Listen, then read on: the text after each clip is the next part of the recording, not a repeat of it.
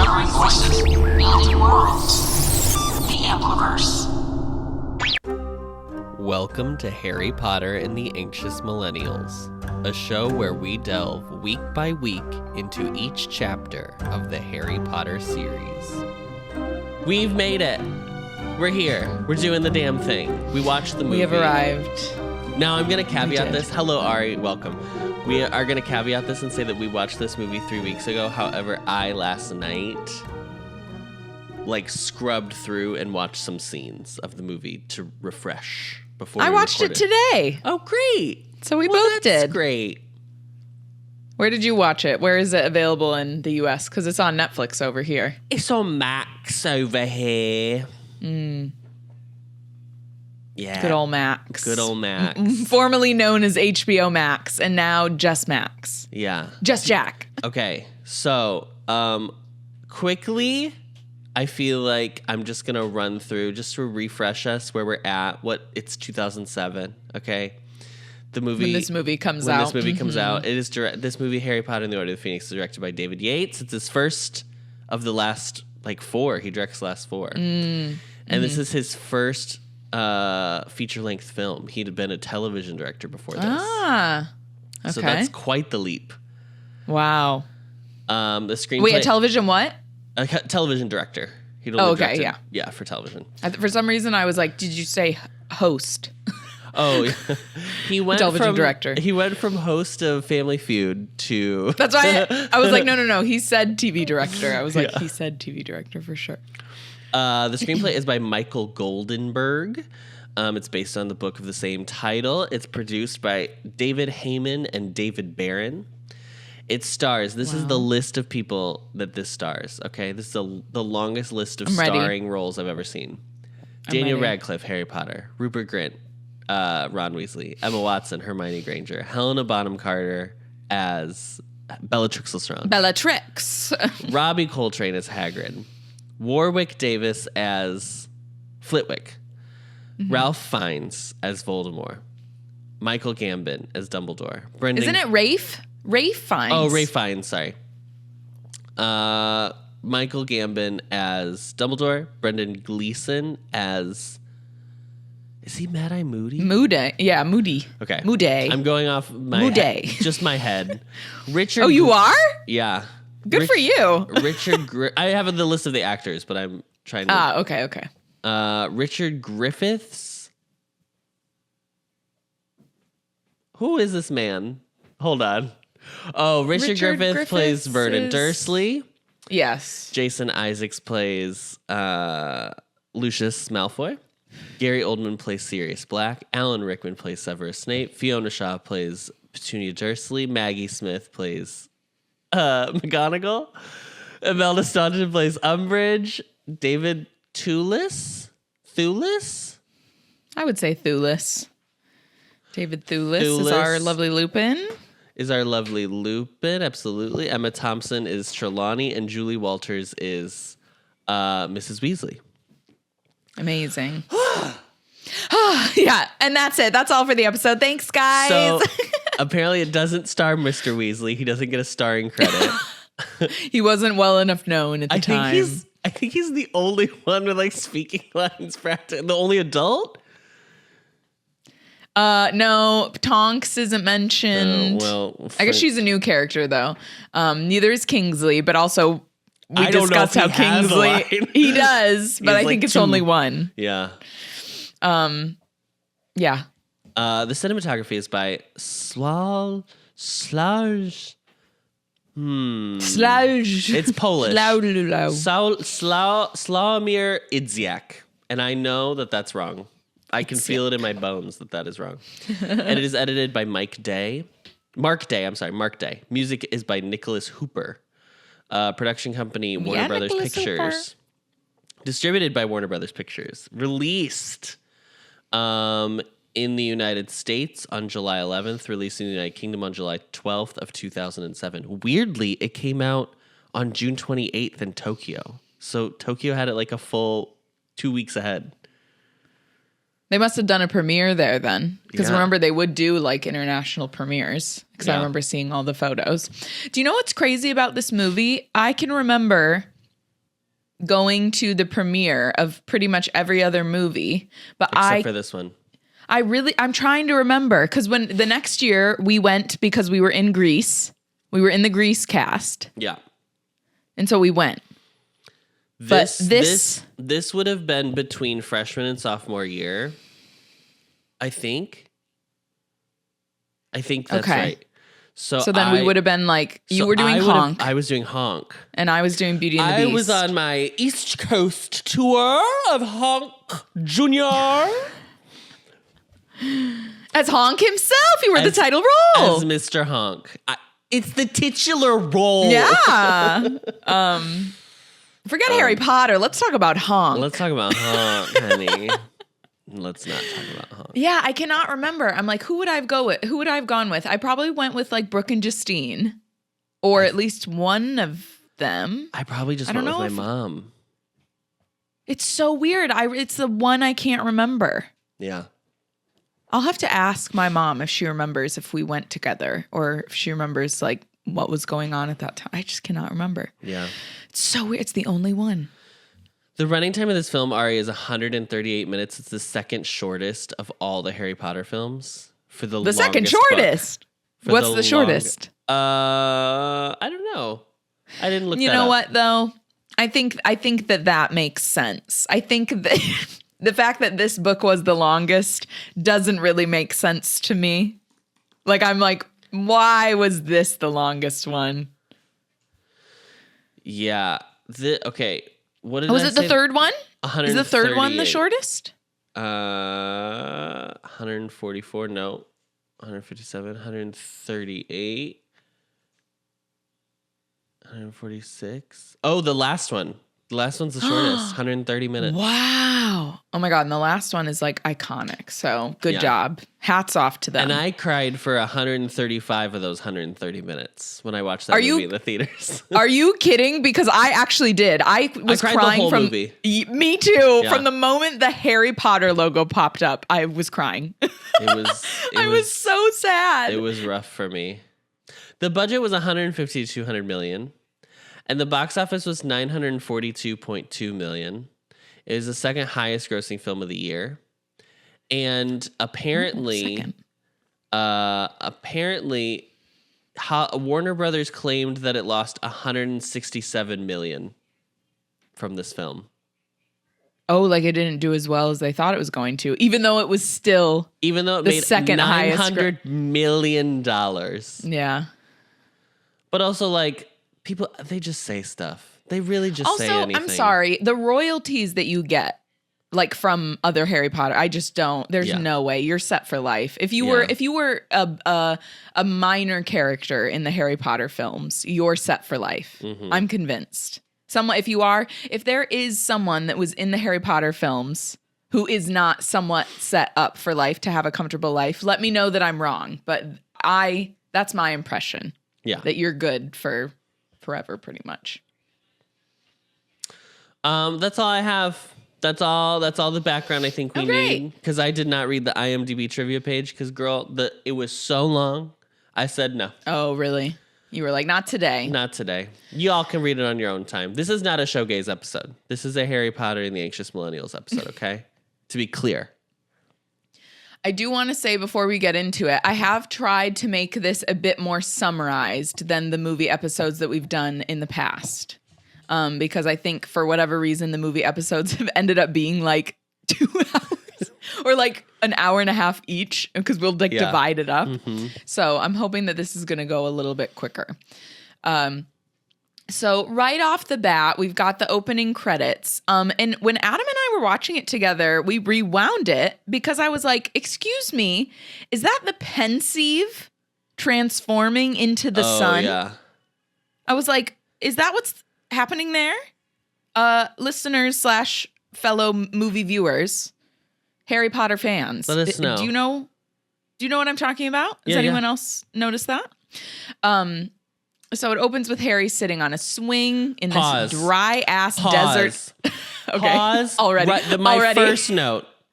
So I was watching this last night, and I had the subtitles on. Because at this point in my life, I need subtitles. I don't care anymore. I am not ashamed I'll to happily admit it. Yeah. Yeah. Girl, why did this movie start? So it starts with there's like a radio DJ saying like, oh, it's the hottest in England. Like it's a whole, that's the background audio. Yeah. He says it's in the mid 30s. Okay, right? Obviously, that's how Britain gauges temperature. That's fine. That's how pretty much everywhere else but America gauges temperature. Yeah, good old Celsius. Tell me why the next sentence out of his mouth is, it's actually in the mid 90s Fahrenheit today.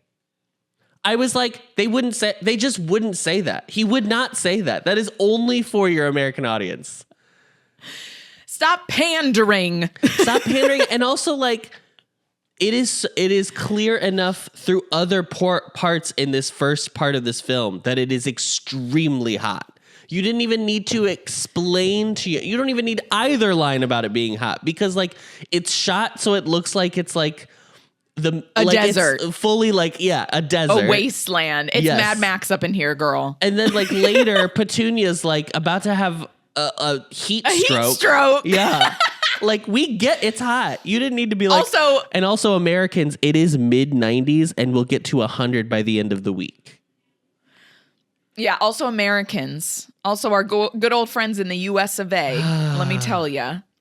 I just want to say, obviously I have not lived in the UK for even a year yet, but they really were just hammering this home how hot it was, because even when it was hot here, when we had that heat wave, the grass did not look like that. The grass was still green. It's still green here. Yeah.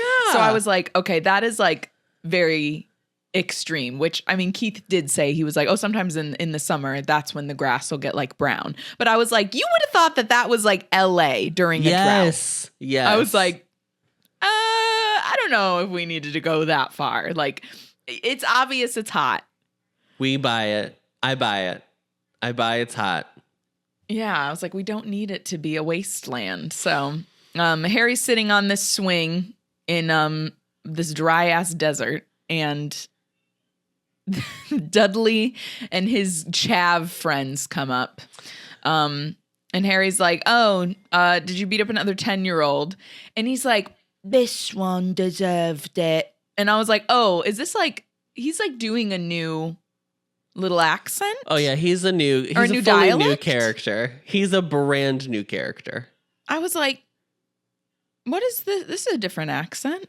I was like, maybe he's going for the chav thing, but it still doesn't sound like a chav voice to me. It's interesting because he's not written as a chav in the books. It's fine if they want to do that for it's fine. I don't have a problem with it, but it's just he's like a rich boy. Yeah. I mean, not that a rich boy can't be a chav, but like that he's more of a rich boy that's turned into a bit of a bully. He reminds me of the guy on a wrestling team. He reminds me of the guy from Heartstopper, the like tall one who's like, yes, I quit.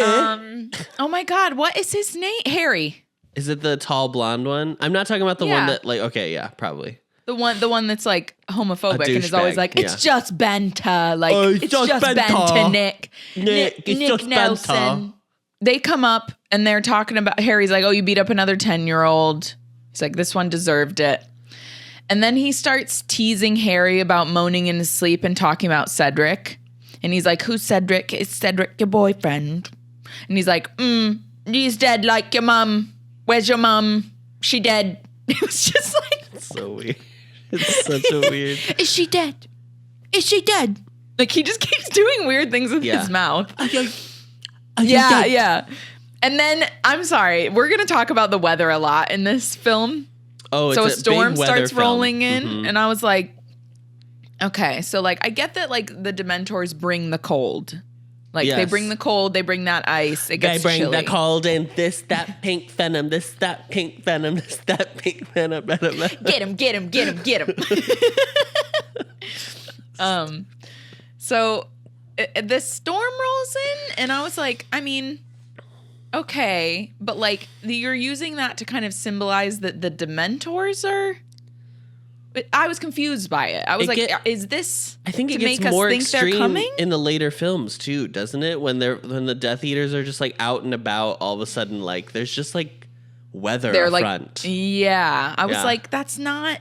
If you're going for like an actual, what would we call that? When it's like the weather is also affected by the magic. I don't know, just a weather effect, like that it's having something to do with that. Yeah, it's just weird because the weather, you would then think that like Hogwarts is constantly besieged by weather situations, but it has never been. So. Yeah, so it was just a little bit strange to me because I was like, it's a constant thing in this film that is like, when something bad is about to happen, the weather gets worse. But I'm like, but sometimes the weather's just bad, girl. It's not always connected to like Dementors and Death Eaters. It is funny how the like coloring immediately goes from that like yellow, it's hot, to just like desert blue color. Green. We are underwater. Yeah, and then it's like pouring down rain. I was like, well, you would think y'all would be relieved because you need the rain. Yes, clearly. The grass is crying for it. And I love that like all the teenage boys are like very scared of the weather. Like they're like, D, let's go D. D. I was like, yeah. Y'all, this is England. People just walk in the rain. Yeah. It'll be pouring and people walk without umbrellas. I'm sorry. I do not believe you're afraid of this little rain 300 cloud. days out of the 365 days of the year. Like, isn't it extremely precipitous? It rains all the time. Yeah. And also, I have seen people walking in T-shirts and shorts in like a violent rainstorm. Like people are not fazed by the rain. Ari, they don't want to get these beautiful jerseys wet. They are stunning. yeah, the jerseys. They're chav outfits. Yeah. They're very important. So suddenly it's just Harry and Dudley running home. So the other friends have run off in another direction, apparently. And they take cover under I'm guessing this is just an overpass. And then the Dementors appear. In this, it is more of like it's like the little light underneath like flickers. And then there's like ice. Yeah. Right? So that's like the typical Dementor. But I was like, with this storm, are we supposed to believe that this is an indication of the Dementors like traveling? I was a bit confused by it, and I continue to feel a bit confused. The storm comes so quickly. Yeah. Like you would have seen the clouds. We would have seen some little storm clouds in the background when Harry was sitting on the swing. So the Dementors appear. I don't like this interpretation of the Dementors. Here we go. I knew we were going to get to this. They're not scary. Also, there's no hood. They're like there's skeletal no cloaks. They're not. They don't look. Okay, it's okay. What is this? Okay.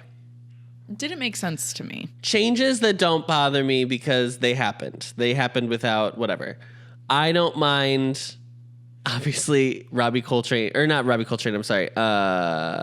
What is his name? Michael Gambon had to take over as Dumbledore because Richard Harris passed away. Okay, fine. Yeah. I understand. Yeah. And then they're going to like kind of shift what the character looks like so you understand, like whatever, fine.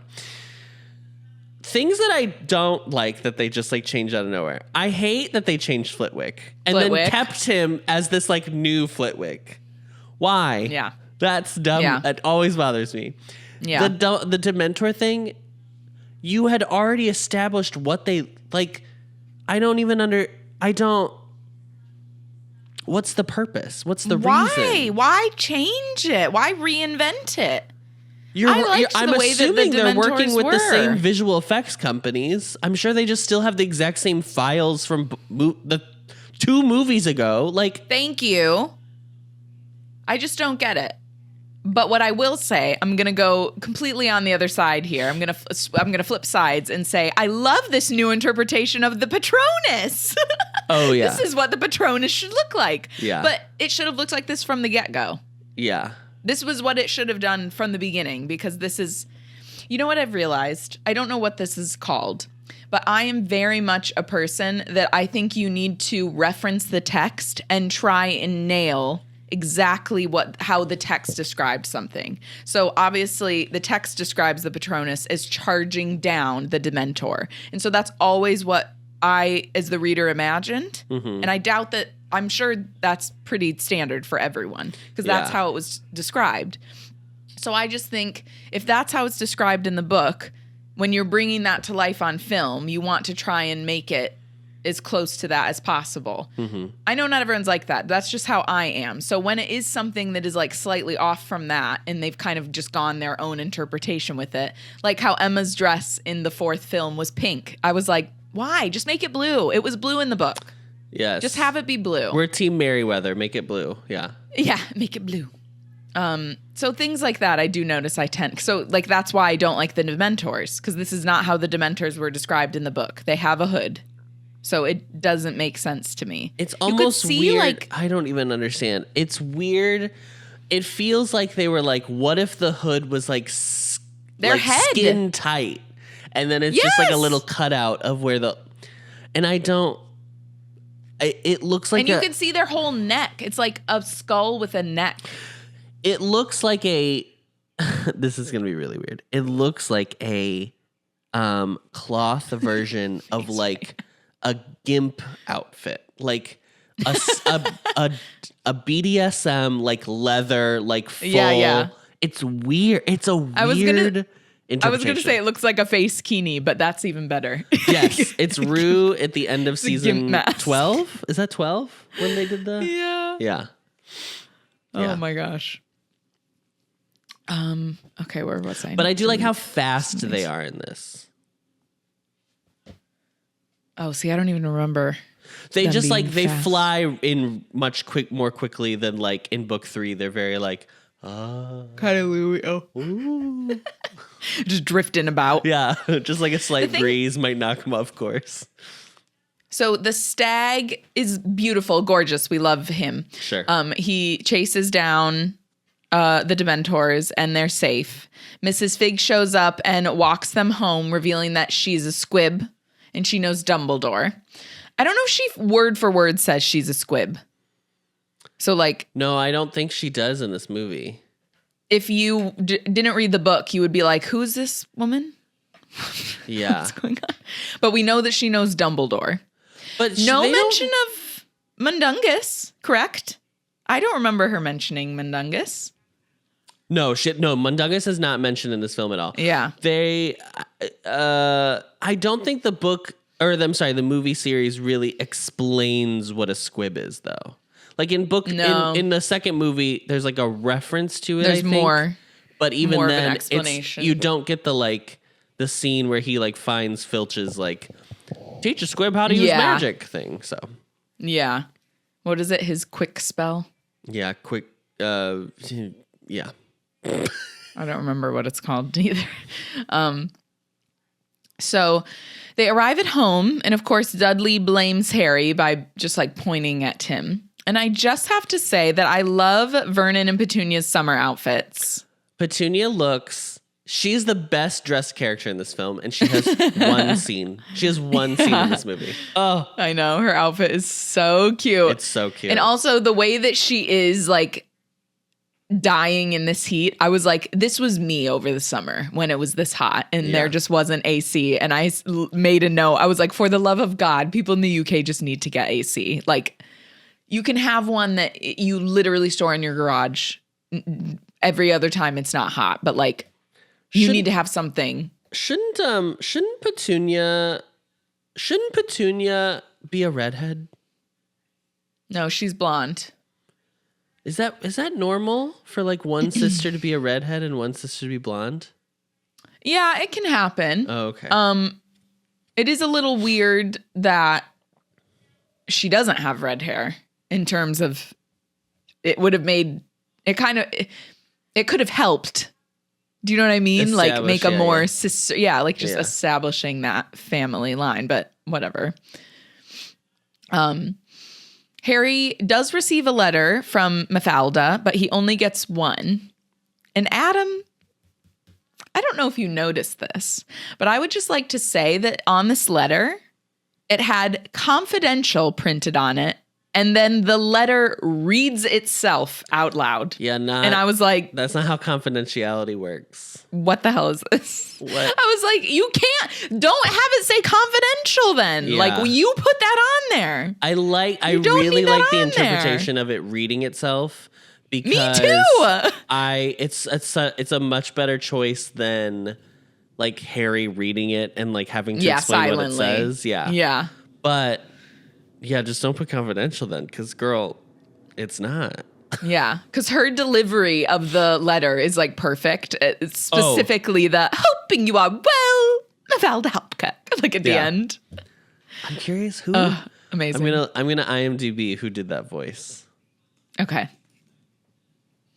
You can keep going though. Okay. Yeah, let me know when you find it.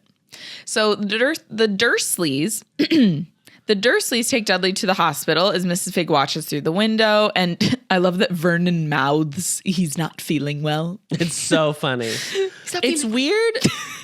They made, in the later movies, he's such a menace in those first movies, and he like becomes more bumbling as the movies more progress. Comedic, he's like, not an antagonist anymore. Yeah.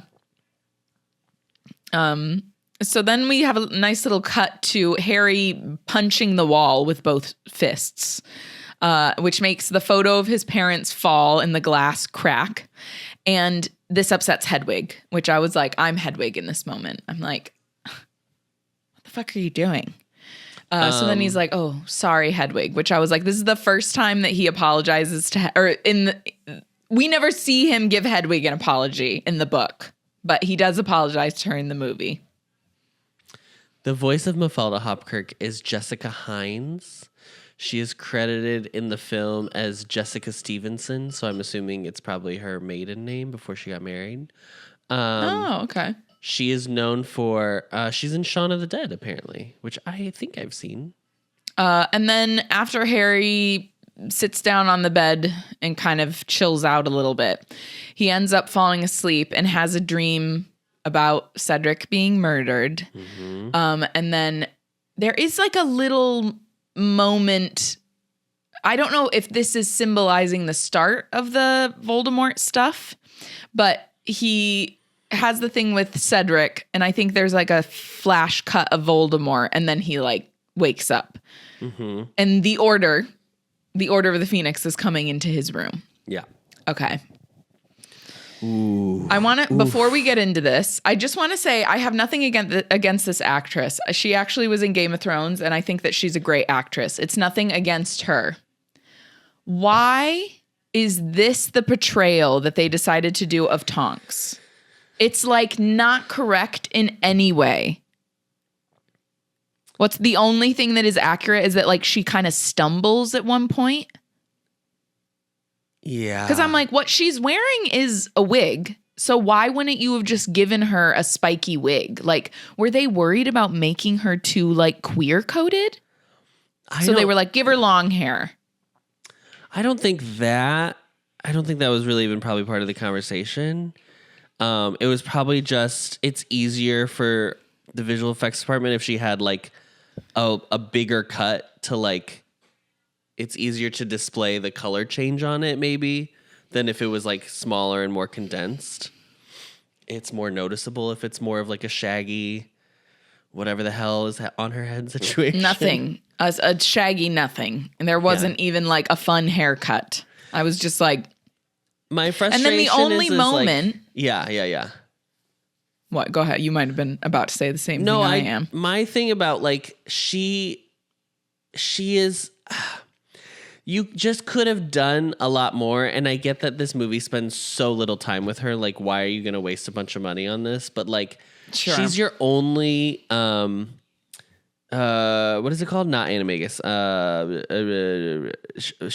Metamorph. Yes. Metamorph magus. Yeah. My mommy told me to mash my M&Ms. Metamorph magus. She's the only one in this whole movie series. So like, just give her like, have her be like, ugh, I'm not feeling short hair today. And then like grow it down to her ass or something crazy. Just like. Which she did. Yeah. Do something. Instead, do something fun. Because I was like, this is the thing. You have her have the purple hair for like the whole time, essentially. why don't you, one, have her have the correct type of purple hair and then just like leave her with that? Like if you're not going to actually have the whole bit be included, because it's like later she does have the bit where she's like changing her nose, but she changes her nose into like a duck beak. And I was just like, you don't even use it. Like you don't even use what her gift is as an actual skill. It's just like a little bit of like for a little laugh. And I was like, trick. Yeah, even when this movie first came out and I was younger, I still remember being like, none of this is right. Like it just all was off. Yeah, and the when she like gets mad and her hair turns red, that like really bugs me because it has nothing to do with It's like she doesn't control. It's like she can't control it. And it's such a lazy it's such a lazy like, oh, she got hot-headed, so now her hair is red. Like it's red. It's such a boring interpretation of like the cool idea that this character's magic. And it just wasn't like it was like, girl, he called you Nymphadora. Like, just chill. Like the fact that she was, don't call me that name. Don't call me Nymphadora. I was like, all right. Okay, girl. And then she like shook it off. And I was like, no, it's just all, don't even do it then. Just don't even, just have her have the purple spiky hair the whole time and just leave it. Yeah. Because they don't ever have her disguise into anyone else. No. Anyway, so that's how we feel about that. And also, I'm going to say this. The hair colors they choose for her do not complement her skin tone whatsoever, and it's very frustrating. I didn't think that about the purple. But I don't think I was looking long enough to even notice. I just was like, that's wrong. It's so bizarre to me because like this girl can change her hair color at will, and you think she's choosing one that's unflattering. Yeah, girl, what are you not talking a good about? Color. So they're flying through the sky. They're flying through London. They fly past a bunch of ships. They fly past Parliament. Adam and I at this part were like, oh, wow, real private, guys. Like, I understand you're doing a little like wow effect, but I was like, the whole point of this is they're trying to be so secretive, and this is what y'all decided to do. This is the secret order of the secret Phoenix that is so secret that that Dumbledore is the secret keeper. And yet they're just flying around up and under bridges. Like almost running into boats. What are we? Yeah. And that bit was weird too. Like the way that Tonks is like playing with Harry. Like I was like, is she like flirting with him? I was just like, what? This is a little weird. I didn't need it. It was weird. Yeah. I understand it's hard to establish like in the books, they did a really good job of kind of establishing that like Tonks is a bit younger, which like that woman I think was too old to be playing Tonks. So there's your first mistake. You could have had someone that was a bit younger and then Harry and her would have connected, because I don't know her name. Nothing against her. She's a great actress. Let me look it up. Natalia Tena. Natalia Tena. Oh, she's gorgeous. Yeah, she's beautiful. Her eyes are huge. I'm sending you this photo. My God. She's born in 1984. Okay. I guess she's only a couple years older then, because I always pictured Tonks to be like 20, like very young. But I don't know how long they're supposed to go through Auror training. So maybe 23 is the more accurate age. She can't be 20 because she would have been at Hogwarts with Harry. No, because Harry's if she 15 was now. Oh. Yeah. Well, no. If she's 20, then she would she would have been there when he first came, I guess. Yeah. I mean, not that he would have necessarily known a seventh year, but I do think somebody who can change their appearance at will would probably get it would be pretty memorable. Yeah. 21 then. Whatever was the age where it was like she didn't go to school with him, but yeah, I don't know why. She looks older than 23, which again might have been her styling for this movie and not actually her, but she does look older. Mm-hmm. So I was just a little like, with how they're flying out in the open, that was a little strange to me. Then they arrive at number 12 Grimmauld Place. It slides out from the other two houses, which I was fine with that. That was a nice transition, I think. It's fine. And then like the order walks into the room, and then again she like gives like Harry like a little like she like saunters past him and gives him like a little wink, and I was just like, what's going on? You're confusing me. What is the dynamic? Yeah. Is that just like normal British like trying to like connect with a student thing? I was like, what's going on? Yeah. So Harry gets a brief glimpse of Sirius and Lupin meeting with the Order before Molly comes out and sends him upstairs. And Adam, little Wolfstar, because that we've learned that's their ship name. Wolfstar were a little cozy here. I'm gonna send you this photo. Oh my! You've got to include it. Okay. When you post this, so our readers can see too. But I was like, they're like definitely his like arm is around him. They're like cuddling. Hot. I'm into it. Yeah. You see it? Oh, yeah. I was like, I mean, hello. They're a couple. For sure. So then we get a brief moment with Creature where we and Harry are both introduced to Creature. We, the audience. Mm-hmm. And Creature is like exactly how I pictured him. Nailed it. Great. They almost Harry tried to cut him from the movie.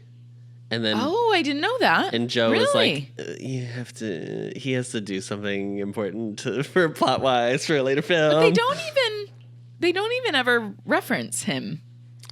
I think there's a shot of him taking some of the stuff. Isn't there a shot where he's like taking some of the stuff they throw away back?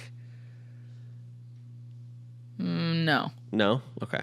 That's what it said in the article, but I didn't watch Creature scenes. I'll be honest, I didn't feel the need to go back and watch the scenes with Creature last night. Yeah, valid.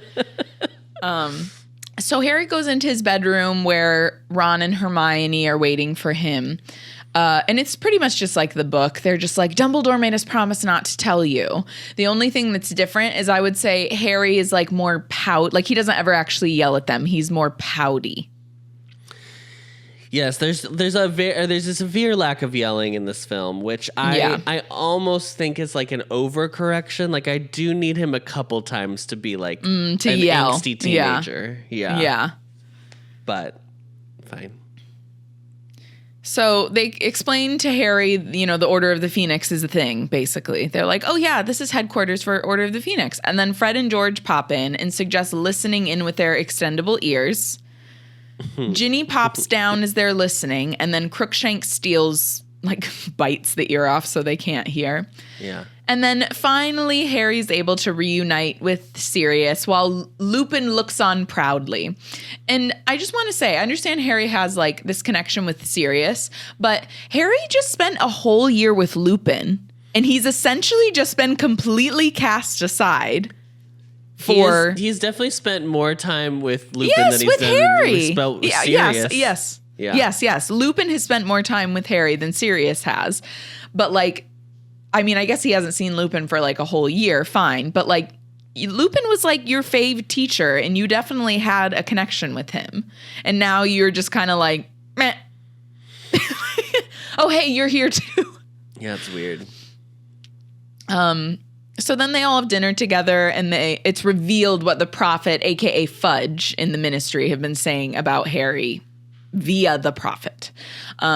So Sirius is like, we think that Voldemort is trying to rebuild his army again. And then I do like how they kind of fix this a little bit, and it's Harry that guesses a weapon? Mm-hmm. Yeah. So he's not told it's a weapon. He, in his mind, has just assumed, which I was like, that's a good fix. And Molly interrupts.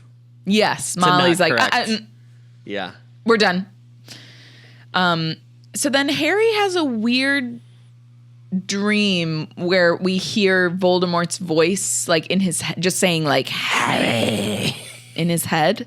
So I was like, okay, so is this him trying to establish that connection again? Like, they're just planting these little breadcrumbs for us. They had a completely unfair challenge of having to like portray this like weird liminal dream space on screen. Yeah, like how are you going to do that? Yeah. So it's the next day, and Harry and Arthur are traveling via the underground to get to Harry's hearing. Everything is moving so fast in this movie. Yes, God. that's what we were like. The pacing is like, we are just like trucking along. Yeah. We are just going.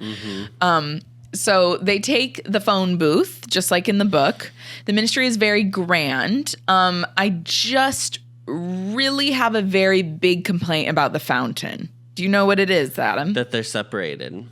Why? And just the wizard is separated. So I guess the Ministry of Magic is patriarchal as well. Hello, here we are. Because I was like, you literally put the witch and then all the creatures on one thing and the wizard on the other. What are you trying to say? It's weird because, okay, couple things. It's weird that they made it two fountains. Because I don't even understand. Because no reason. It's weird that they even made it, like, had the fountain be a part of it because they don't end up using it in the way that the book does. No. So it's just like, it's just a fountain. It doesn't do anything. And then third, it's weird because Dumbledore makes a point of commenting on, like, the fact that the creatures are looking up adoringly at the wizards in the book. Like, it's like pointed out to be like, this is the problem with wizarding community, and we are like, it's very clear, but it's not commented. It's just it's so like, oh, you got it, I guess, a quarter right. I guess you tried to add it, but yeah, exactly. You should have just not included it at all. Then it's symbolic. Didn't need it at all. It's emblematic of the situation. It's like, okay, yeah, it's really strange. So I just didn't understand that. And I take really big issue that, like, you just had the wizard, like, at least have the witch and wizard be together if you're going to do that shit. It was so weird to me. I was like, that is just such a boot. Yeah. Boot that. So this is very different than in the book where Kingsley just appears, like, he just talks to Arthur openly. Because in the book, there's like that layer of, they're trying to make it seem like they don't like each other. Mm-hmm. Not in this.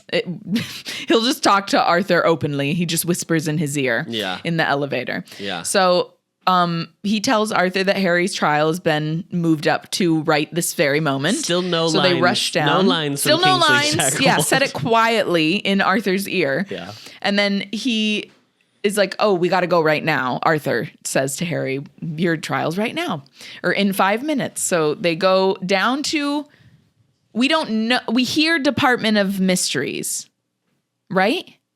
I'm trying to remember. When the elevator opens. Yes, it says, she says Department of Mysteries. Okay. So, does it? I'm really second guessing myself now. I know it does at the end when they go down at the end of the movie. That's why I'm like, but it technically is the same. That's why I want to double check, because I'm like, it is the same floor, supposedly. Mm-hmm. Here, let me look, because since it's Netflix. Yeah, the Department of Mysteries and Wizengamot share the same, like, share the same bathroom. Share the same bathroom, yeah. Yeah, she says it. Okay. So she says Department of Mysteries, and then they get off. Department of Mysteries. So yeah, great point though. Like, okay, so why, whatever. Why is it down there? So they're walking to the room where he's going to have his hearing, and they walk past Lucius and Fudge outside a very particular looking door we want to remember for later. And they're just having a discussion. It sounds like they're discussing Harry's hearing, but we don't know for sure. So yeah, apparently it's just straight up on the same floor as the Department of Mysteries, but all right. There is no Bode. Oh, look, it did it again. Oh, yeah. There's no Bode. There's no Bode. Use my pointer finger. There's no Bode. What if you did a middle finger and it also had an emoji?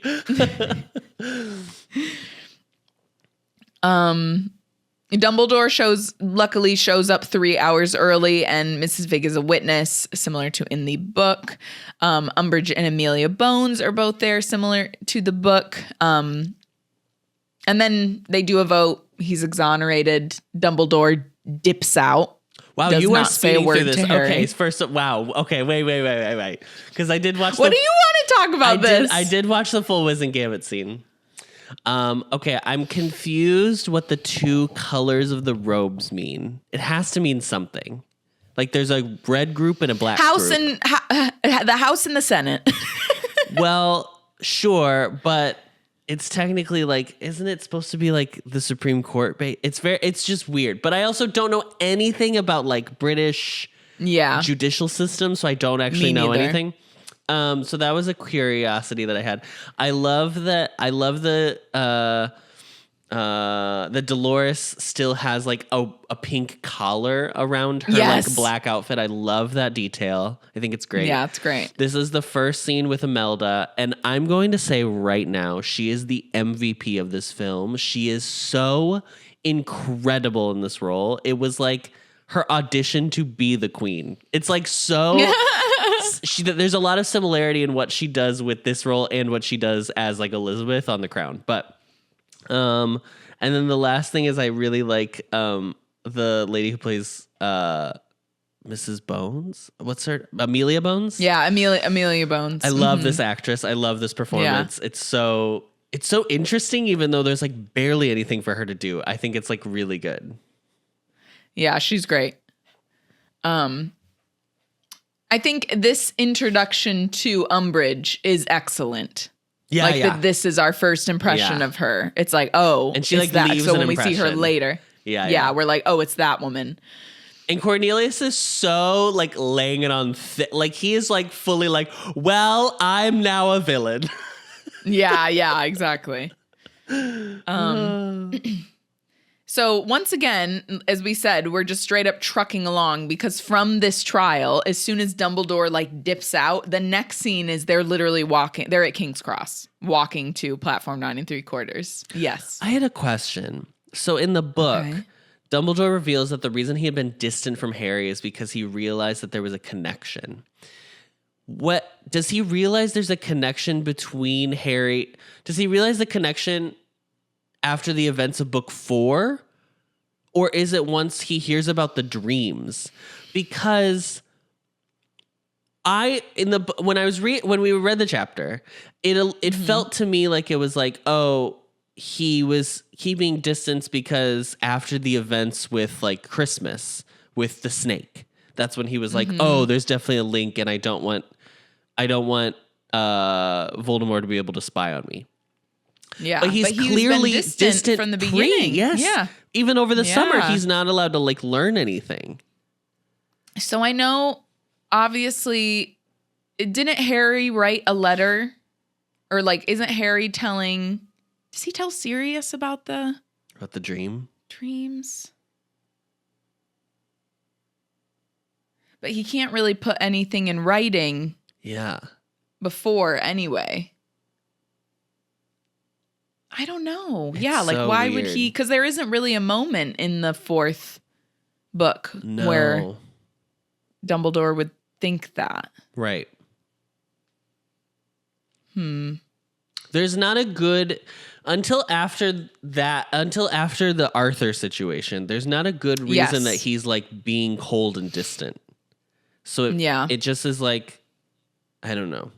It's weird. I know I didn't even notice it really until I watched the movie again like last night. Yeah, and I was like, because it's right off the bat. Yeah, and it doesn't very make sense. obvious. Yeah. He's like, oh. Yeah. yeah. Bye. Because even in the book, it's like that though. He like leaves without saying a word to Harry. He doesn't even look at him. Yeah. So it's like, what? Yeah. So we cut to them walking to platform 9 3/4 at King's Cross. Sirius appears disguised as Padfoot, and then he like sneaks off into a little waiting room, and then they just like give him and Harry privacy. And I was like, once again, first off, what is this room at like King's Cross like that no one is in? Yeah. I was like, famously empty station, you know. And then Moody is like happy to guard the door while they have this interaction that was like sprung upon him. Like, I'm like, yeah, right. Moody's going to be like, no. Also, Moody is like not, is he wearing a hat? No. Is his eye just out and about? Like, yes. Sir, your eye is still magic. Yeah.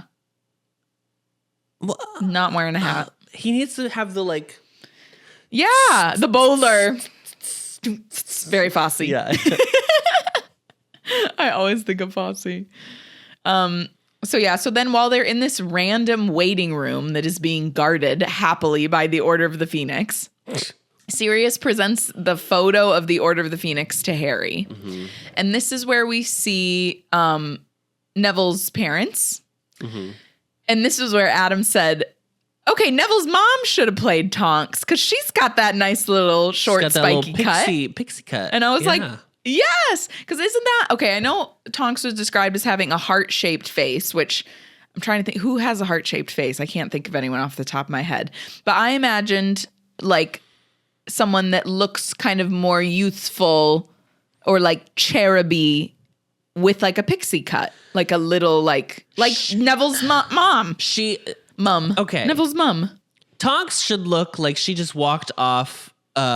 She just walked from campus at Bryn Mawr University. Like she should look like an East Coast liberal all girls school. She's not a lesbian, but she's dabbling. She's like that's the energy Tonks has. Okay. Yeah. That's my Tonks, girl. That's my Tonks. Yeah, a heart-shaped face is like Reese Witherspoon. Sure. Ooh, Ruby Rose, too, has a heart-shaped face. I know nothing about like face shapes, so this is all you. Okay. So we see Neville's parents. I think that's the only other people that are pointed out besides like Harry's parents, Sirius, Lupin, and Wormtail is standing behind them in the photo. Those are like the only other people that are specifically called out. Mm-hmm. Or like we have a close-up shot on. Mm-hmm. And then, all right, I don't even know what to say about this. Okay. Do you know what I'm going to say? Do you know what I'm going to say? Is it? I don't know. Harry sees Voldemort in a all black suit at the train station, and he's like revealed behind like a little cloud of train steam. Yeah, he's business cash for sure. Business cash. Yeah. Girl, no, he was going out. Dressy cash. Dressy cash. Yeah. I was like, what? Like, just have him in his normal robe. That was a really strange choice to me, especially with everything we know about Voldemort. I was like, you're literally at a train station for going to Hogwarts. He should just be in wizard robes. Okay, so that was so strange to me. I was thinking about this last night, and I was trying to figure, because it's such a weird choice. It is clearly a choice. Like it's clearly intentional, yeah. So what I came up with is that they are trying to, there's only so much they can do, but they're trying to get the audience to be as confused as to whether like Harry is like going crazy and like, because this is like Harry is like having this vision. This is a Harry like PTSD moment. Weirdly, he put him in a skinny Tom Ford suit. I will say that's bizarre. But like, I think they're trying to mesh with all of the other visions. So it's like, what is the truth? Like confuse the viewer to an extent to be like, well, whatever. Even though obviously like the most viewers have read the book. So yeah, none of us are confused. Do you know what I think would have been clearer? Sure. If he would have seen someone in a black suit that was bald and like thought it was Voldemort, and then there was like the steam like moved and it was just like a normal person. Yeah. Because then I would have been like, oh, he's like seeing him everywhere. Like you said, PTSD. Yeah. He's being triggered by thinking he's seeing Voldemort at every turn. Yeah. Like I would have been like, okay, that makes a bit more sense. But because we just see Voldemort and then he's on the train. Yeah. Like, it literally is just like him on the train looking out the window. Yeah. So I was like, was that a dream? Yeah. Did you have another dream? Like, I was just like, all right. We get a lot of the neck stuff. This is yes, the first a lot time of the neck twitch. Yeah. Yeah, exactly. It's weird. So they take the train ride. This is the beginning of how we're seeing that Harry's kind of alienating himself. So like he is sitting in the compartment with Ron and Hermione, but he's like facing away from them, and they're having their own discussion. Like Emma has a little look she throws to him, and then they continue with their talk. Yeah. So they arrive at Hogwarts. They have this exchange with Malfoy, Crabbe, and Goyle that Adam and I had complete opposite reactions to. Do you remember this? No. What did I say? I was like, oh, I was like, the three of them together are just such a trio. Oh. Like, I was like, and you were like, I didn't believe, really? Because I didn't believe that at all. I think this is like the last movie where they are stuck in some of their like child acting tics. I think that 6, 7, and 8, I think they get better about it. But I think this one, I still could hear like Emma has a way she delivers lines only as Hermione. She's never done it in any other role I've ever seen her in, where I know it's only because she's been doing it for so long that her body is just like, oh, this is how I perform Hermione. And it's like, yeah, but no one talks like no one on earth would ever say anything this way. It's interesting. I did notice that more the second time that I watched it. Yeah. Like you said, that it's kind of like blah, blah, blah, blah, blah, blah, blah. Like it just is like comes out so fast almost without, like she doesn't take a breath. Yeah. Which I was like, I mean, Hermione could be, like you said, a choice as Hermione, that like that's the energy she associates with Hermione. Yeah. But yeah, it is more, I would say it's the most noticeable in this film. Yeah. At least from the ones we've seen recently. Yeah. I think it's that I do think that is a bit of Hermione's energy, but I think also these screenplays, well, I mean, we can talk about the fucking books too, but I think the screenplays do a disservice to Ron and Hermione, and they make them less three-dimensional than the books do. And the books barely make them three-dimensional. But they like, it's very like Hermione's always haughty and Ron is always funny. And that's like the whole, that's it all the time. Yeah. I think in terms of, which like I just want to be clear, obviously talking about all of them, I pity anyone who had to grow up being like a child actor because you are watching them go through all the things they're learning as an actor. Yeah. Like if you would have seen me and Adam when we were like 15, girl, we would have been doing the same shit. Oh, like, for sure. We would have been making the same. It's just you're that age as an actor. Like unless you're somehow a brilliant teenage actor, which like they do exist. But I think honestly, like out of all of them, I think Rupert is the most consistent throughout the films. Yes. With his acting. Yeah. Like he's just the most,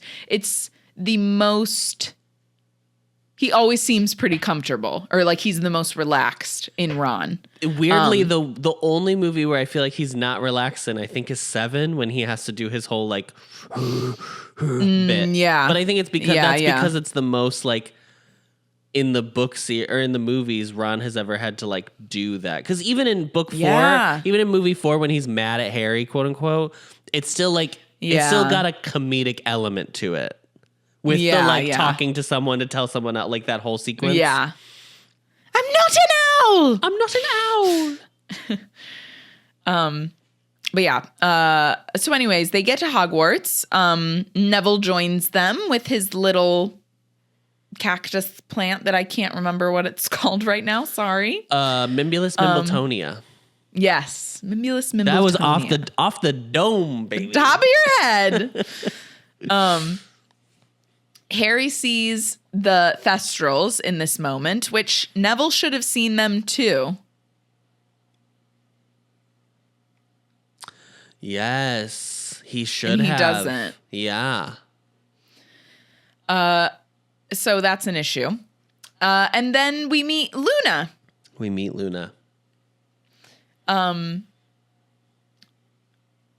don't know I understand why she plays Luna. I don't really have any like gripes with like the casting there or anything. Like, I was like, yeah. I think they made her way more like platinum blonde. In the book, she has like dirty blonde hair, doesn't she? I didn't think she was platinum blonde. But we did talk about how I was like, for some reason, I think they upped her audio for like every scene. Because I was like, watch, like in real life, she was like, you're just the same as I am. It was like so quiet. That boom was like here on her face. The boom. Yeah. The boom was like as close as it could get, and it was like amped up. Yeah. The I was gain, like, honey. Lines, the gain on the microphone. All of her lines sound so like whispery. Yes. Which is, I think, exactly what they were going for. So like, hats off to her. I cannot remember her name off the top of my head. Emma Lynch, yeah. So they get to Hogwarts. They're in the Great Hall. Umbridge does her little speech where she interrupts Dumbledore and then does her little bit. 100% her costumes were inspired by the Queen. Like her little hat, the purse, that like pink tweed material, pink knit. Mm-hmm. So when we watched this movie together, every scene, I was like, they are nailing it on these Umbridge costumes. Okay? You remember I said this? Yeah. Okay. Last night, Adam's I'm watching. Very pro Umbridge, y'all. No, just kidding. I stan an Umbridge stan. Yeah, we love you know what? I support women's rights and women's wrongs. Yeah, and women's wrongs. Last night I was watching this, and then I go, why is she not wearing like wizard clothes though? Then I was like bothered by it because I was like, they're too. Because her stuff it's more modern. They're too Muggle. Yeah. And I don't know why they went in that direction. They should have just done like pink robes. Listen, I love, on one hand, my brain is like, I love these outfits, because they're so pink and that's my favorite color. And also like, because I think they really tell you a lot about this character. But on the other hand, I'm like, but also this character is so like, I'm a part of the wizarding community that I don't think she would be like, I picked this up at Harrods or whatever. Yeah, they could have made it a little bit more witchy. Yeah, it needed to be a little bit like have something off to it. Because at the table of like at the staff table, everyone is in like wizarding regalia, robes. And she is like just coming in with my little Chanel suit. Love it. Yeah, yeah. I like this hat though. Yeah, no, that's true. That's a good point.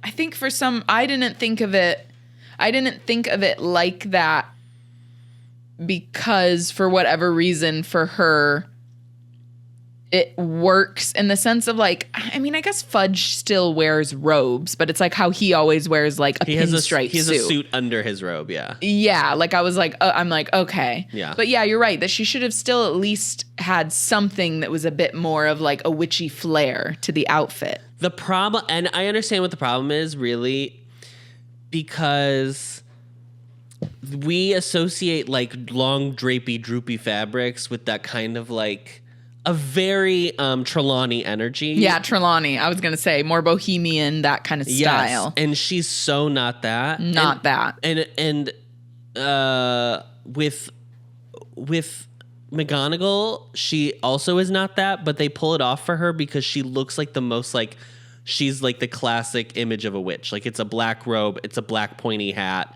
it's the whole thing. Yeah. But that's already on lock. So what else are you able to do to kind of play in that world a little bit? It would be I don't envy them. It would be hard to I think it's still a good idea and a good job.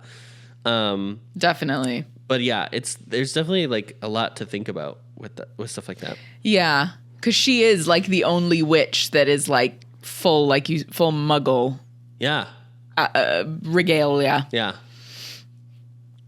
So after she does her little speech, Hermione's like, it means that the ministry is interfering at Hogwarts, just like she says in the book. Mm-hmm. And then cut, once again, pacing is like, let's go.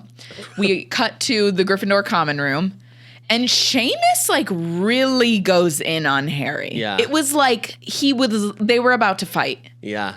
Like I was ready for him to like get his little fisticuffs up. I was like, dude, it's fine to be like uncomfortable, but he was literally like ready to fight him. Yeah. It was very strange. So that's an example where I was like, okay, that was a bit too much. Yeah, dial it back. Yeah. And then that energy is supposed to be coming from Harry. Harry's supposed to be the one that's like, rah! Not Seamus. Right. Yeah. So what is? Why is Seamus even at a point where he's like that? He's so upset. He's mad about it. Like, because then when he asks him, he's just like, "Oh, well, what the prophet's been saying about you, and no one really knows what was there." But I was like, "Yeah, but why are you like about to slap him?" It was so weird. It was very strange. I trusted you, bitch. That's what it is. Mm-hmm. He's taking this personally. Yeah.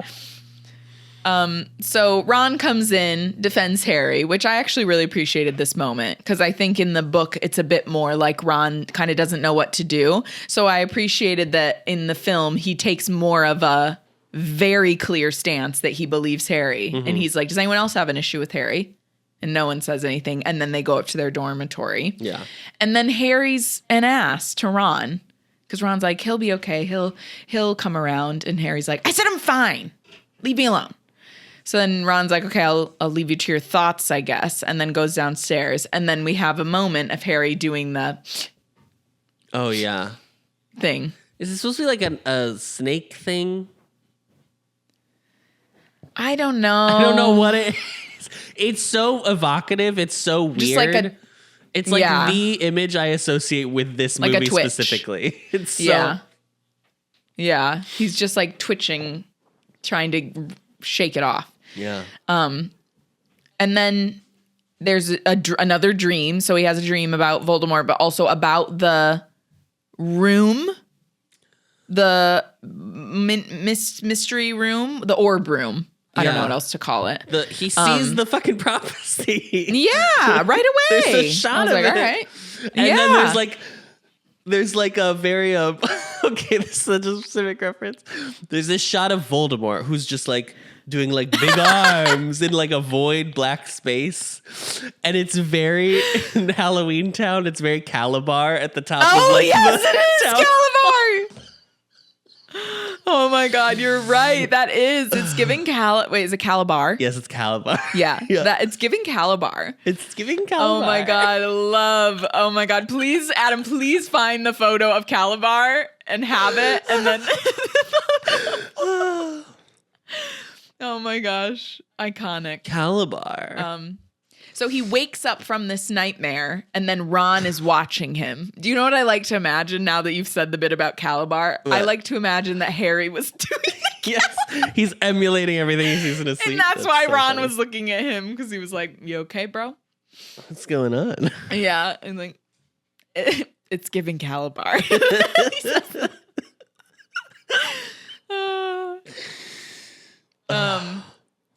So the next day they have their first class with Umbridge, where she introduced the wands away policy, and she gives them this little kid book, which, do you know what this book looks like? It looks like those t-shirts that they look like kind of little like nursery rhyme animation, but then whatever the text on it is like a very adult text. I don't know what the actual brand. No, I don't know this. Oh my gosh. I wish hopefully someone knows. But I cannot remember. They typically were sold at like Hot Topic and stuff like that. They're more recent. But when I was looking at the animation or the sketch on the front of the book, I was like, oh, that looks exactly like that. So Umbridge and Harry have their first little moment in this class, and Harry earns himself his first detention. And then he goes to the detention, obviously, where he begins cutting into his hand for the first time. And we have this moment where she's like, yes. And then he just says nothing, to which she responds, that's right, because you like deep down, you know, you deserve to be punished. And then the next scene. It's so sadistic. It's crazy. Yes, she's so good. She is sinister. Yeah. Can I just love these walls being painted pink. It's so funny. I know. So her funny. office. Yeah. And all the little kitten, because the whole time we have a scene with her, you can hear the kittens like mewling the entire time. It's so fun. Also weird that you can, well, I guess. Because the portraits can talk. Are they portraits? Are they pictures? I don't know. Aren't they like on like plates? They're on plates, right? But maybe because they're decorative plates. They're still paintings, technically. Yeah. Yeah. That's very funny. Yeah. So after the detention, Harry's back in the Gryffindor common room, and Hermione notices his hand right away. And she's like, you need to tell someone. They're both like, you need to tell someone. Which I did like this a bit more, that like they are more pro him like confessing. Do you know what I mean? Yes. Rather than that it's like from the, because I'm like, that's how we as the audience, I think, feel that we're like, tell someone. So it kind of helps that his friends were voicing that. Yeah. They're like, you have to tell. And like Ron is agreeing that he's like, this, it's crazy. Like, you cannot let this keep happening. Yeah. And then there is this, it's just more of him alienating himself. And there is this lovely line from Hermione because he's like, you don't understand. And she's like, well, then help us too. Which I thought was a beautiful line because it's like, they're trying. Like, they're trying to help him. Like, they genuinely are such good friends. So then Harry wanders off by himself. I believe it's the next day that he ends up writing a letter to Sirius. And then he wanders out into the forest to see the Thestrals. And there's Luna. Girl, I skipped barefoot. This whole scene last night. I said, who cares? I bet you did. But I think, so first off, she is straight up barefoot. And do you know how cold Scotland is? Like at this time of year? It's like probably October, no way right? she's not wearing shoes. At this point in the story? It has to be at least October. He has a jacket on. It has to be October or November. She says she's lost all of her shoes. All her shoes. So she's just... So when I should have watched to look and see at the end of the movie if she's wearing shoes. When they go to the Ministry of Magic. Yeah, she's wearing shoes then and at the end when she has this last scene with Harry. Very weird.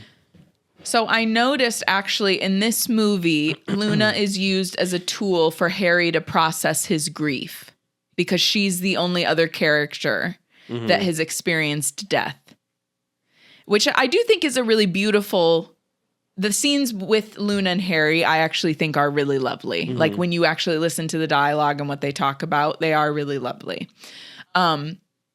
There isn't, other than obviously Neville would be the closest character to have experienced a grief. But I think because it's not actual death, that's why Luna was brought in to kind of help Harry process it.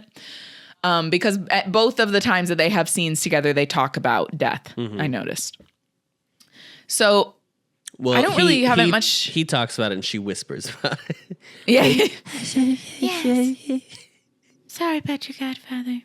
But I think because these scenes are a bit more intimate, this is why people have developed a ship for Harry and Luna. Because the scenes, it is an intimate feel, but not in a romantic, intimate way. So there's not really much else to say about that scene of them like in the woods, but I do think that the Thestral design is incredible. There's like a shot where you really see all the detail of like the Thestral lifting up its wing and all the like bones. It just was really great and really detailed. So after talking to Luna, Harry, I guess, feels a little bit better and he doesn't want to alienate himself anymore. So this was the moment, Adam, where he goes into the Great Hall and he's like, can I join you? Do you remember this moment? Her name is Ivana Lynch, by the way. I said Emma Lynch earlier. I was wrong. I apologize. Oh, Ivana. Yeah. Oh, yeah, of course. Ivana Lynch. Yeah. Yeah, he comes into the Great Hall and is like, can I join you? Do you remember? At the yes. And I had the same thought last night where I was like, Where else are we gonna go sit at the Slytherin table? Like, what are you talking about? Where else were you gonna sit? Can I join you? Yeah. This is your house table.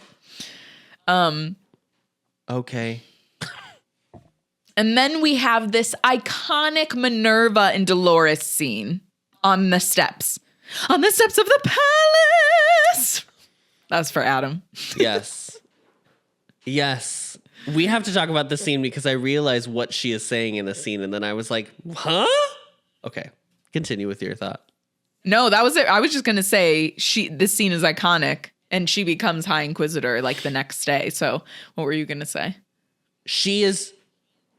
McGonagall is scolding her for her disciplinary methods. It is about. Yes.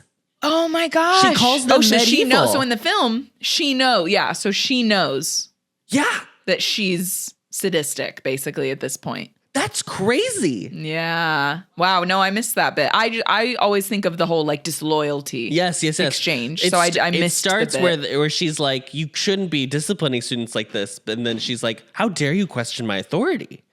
That's where it goes. This is why you need to have the subtitles. This is why you gotta have you gotta have the subtitles on. You gotta watch it more than once. Gotta know word for word.